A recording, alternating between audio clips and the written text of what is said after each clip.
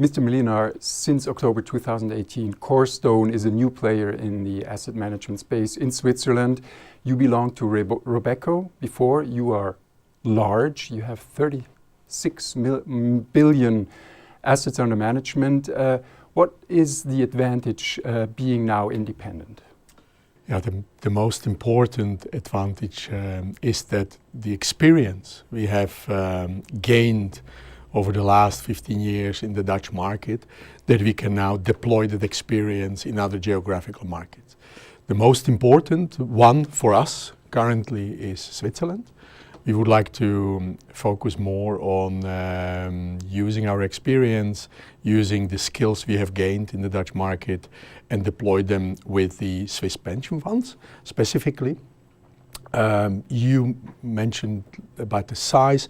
Size is certainly very important in our line of business because the economies of scale will bring a certain value to the underlying clients. That means having a large allocations to worldwide asset managers means that we can save the costs for the underlying clients. However, size is never a good motivator.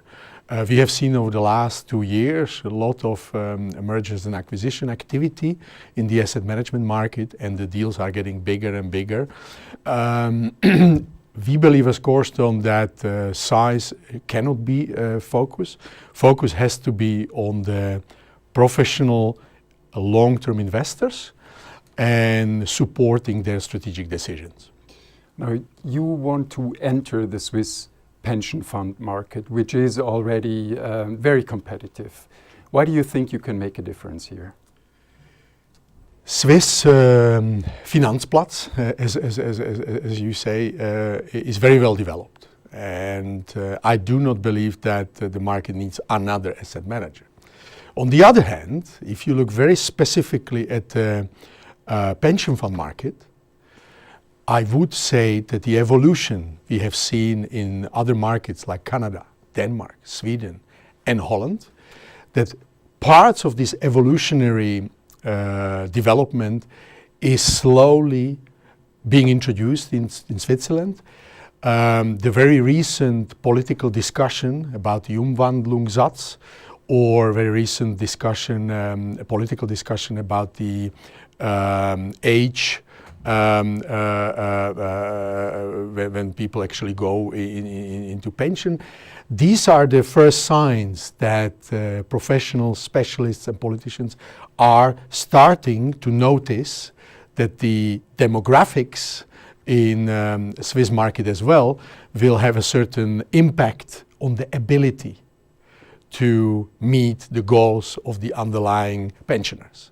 And this development in connection with the normal forces which are known from our other industries, these economic forces are having influence on asset management firms as well, on pension funds, and each pension fund today will have to ask the question, make versus buy. Am I going to develop everything in-house? Or am I going to watch the long-term strategic goals?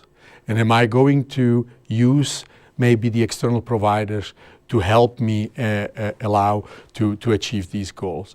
That means I do believe that the Swiss pension fund market is very developed, however is extremely fragmented. And a lot of small pension funds are not able to get the best service currently. And what we have seen as well, which is a very natural phenomenon, that current focus of a lot of investors with these pension funds is on market movements, on recent market developments, whereby if you look at the average pension fund and its liability, it's maybe 14, 15, 17 years down the road. So the decisions you need to take have to be basis for this long-term goal and not necessarily for beating the market every quarter. And in that sense, I do believe that having an experience in the Dutch market will allow us to share some of that experience with the Swiss pension funds. Now, the Dutch market has heavily consolidated in the pension fund space. You think the same thing is going to happen in Switzerland?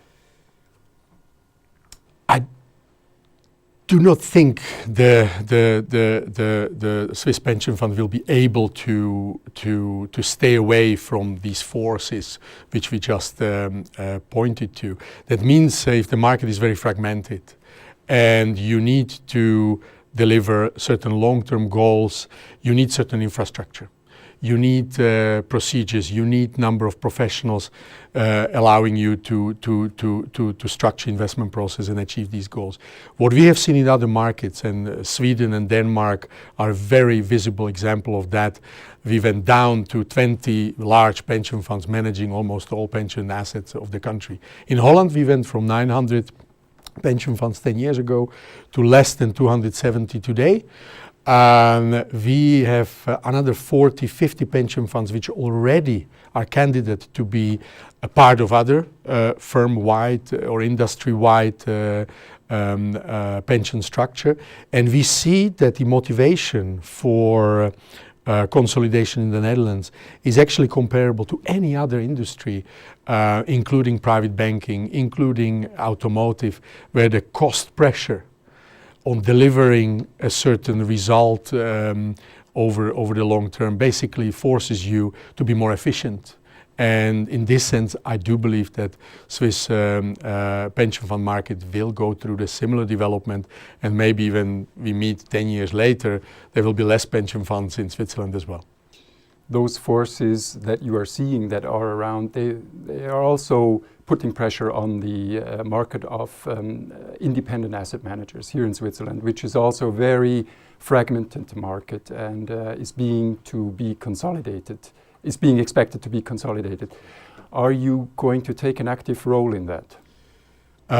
It's a very interesting question. I do believe there are tremendous opportunities in this market. However, as Corestone, we will try to focus first on the professional institutional investors like pension funds, like insurance companies, where we do expect to share some of our experience.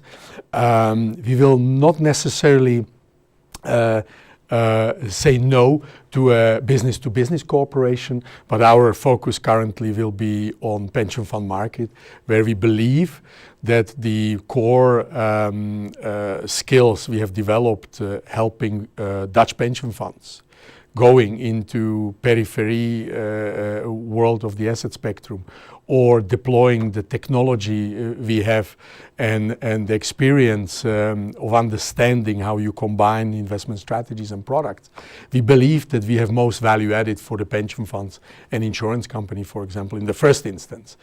I do think that the Vermögensverwaltung, let's call it the wealth management industry in Switzerland will basically go the same path as private banking. Private banking over the last 10 years has changed tremendously in Switzerland. We see a lot of private banks taking major decisions to depart from asset management manufacturing and focusing on the clients and focusing on the client goals. And I do believe that the wealth management industry will actually follow the same path. Now you say that some of your services or most of your services are based on what you have is a very advanced technological infrastructure. Can you point out in what it consists? Yeah. Now, what we have done 15 years ago, we have started not only to try to understand the investment performance of the existing products and existing managers from the reported investment numbers, which you can find in the reports or certain databases. We have said that it's very important to start to understand what are the underlying factors leading to certain performance. And we have basically heavily invested in ability to compare the publicly available sources, investment returns of products, of managers, with looking ourselves at the holdings of these products, of these managers, and trying to understand how the return was formed. From that starting point, we started to cluster our products and managers not into the categories, this is the best or this is maybe worst. No, we started to cluster all these investment products and managers into clusters which allow us to combine the underlying factors and create best mix of the product, best mix of the managers. That means our focus is not to finding the best investment funds or best managers, but actually focus on the connection between the investor goal with the most solid portfolio allowing the investor achieving the goals. And this is being done by heavy analysis of all available data, combining them and trying to find the best mix of investment strategies for achieving the investor's goals. Mr. Mlynar, thank you very much. Thank you very much for your time.